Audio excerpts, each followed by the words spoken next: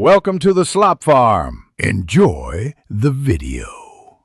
In this video, I will explain how to adjust your Miata clutch pedal. This simple procedure can significantly improve your driving experience by optimizing clutch engagement and disengagement.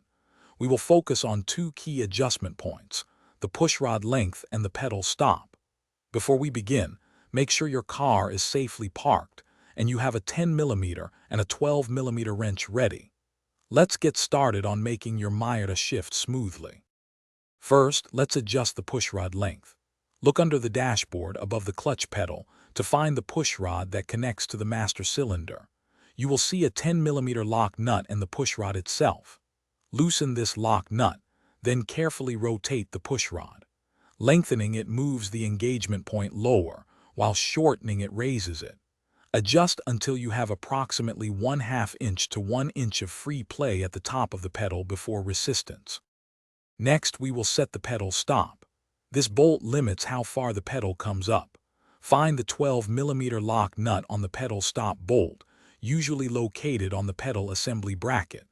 Loosen this nut, then turn the bolt to adjust the pedal's resting position. Make sure the pedal returns fully without putting pressure on the master cylinder, and that it allows for complete clutch disengagement when pressed to the floor. This prevents clutch drag. Once both adjustments are made, it is crucial to tighten all lock nuts securely to prevent any movement.